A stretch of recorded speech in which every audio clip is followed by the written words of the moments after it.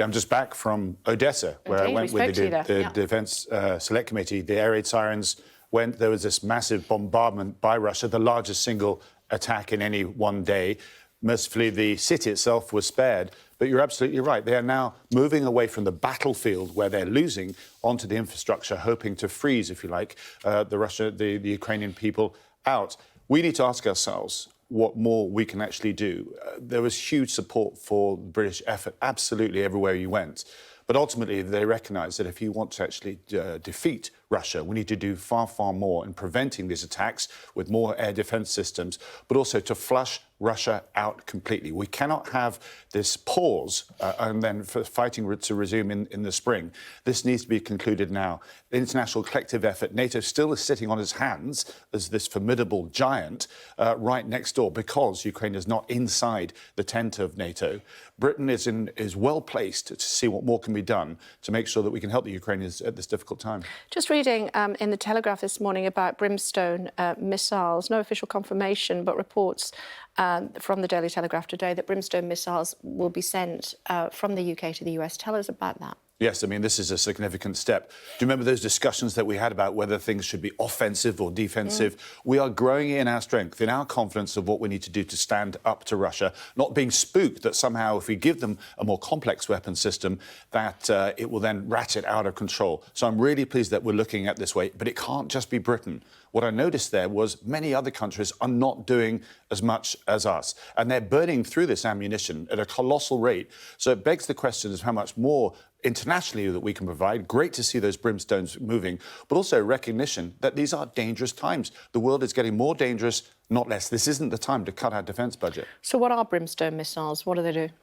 They're it's a medium, short to medium range, can be ground to surface to surface, but also normally air to surface. They're strapped onto our Typhoons, onto our F-35s, but there's now a way of shooting them from the land themselves. But they're brilliant at targeting a specific place. They can go in through a window into a building, and they can also, because of their accuracy, they can take out aspects of the Russian military in a way that some other assets haven't been done in the past. So this is a great step forward. How concerned are we about what's happening with Zaporizhzhia and the atomic power plant there? Russia warning there could be a nuclear accident.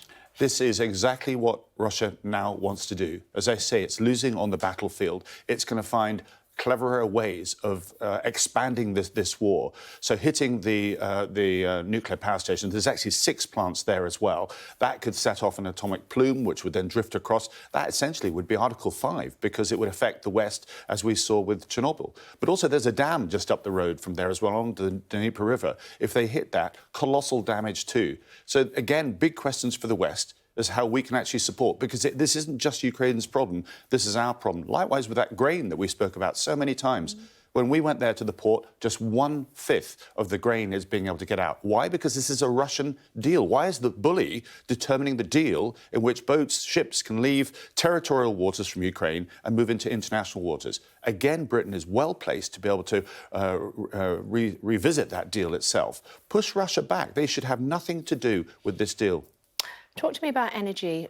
Countries like Germany, other European countries impacted by the fact that they can't get their gas from Ukraine at the moment. As a result, suggestions that countries like that and others are looking around and alighting on China. How dangerous is it for countries to be looking to China to get their power?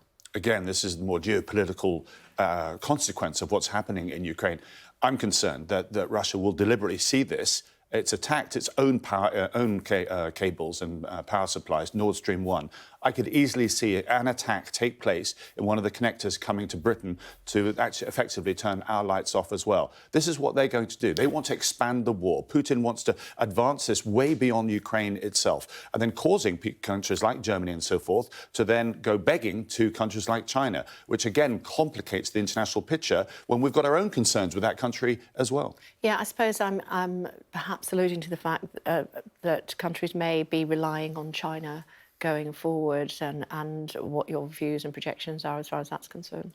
another really big conversation that we're in denial about. The fact that in our lifetimes, as I've said before, China is going to be so advanced, it's going to grow much larger than the United States. It will dominate the international picture. But we haven't really come to terms with how we manage that. Now, China's Achilles heel, different to when we had a Cold War with the Soviet Union, is that it requires an economic connections with the rest of the world. So we need to be more robust in what are the rules and regulations on trade and security, for which we've become pretty timid over the last decade or so. OK, it's good to see you. Thanks very much indeed for coming in. Thanks a lot.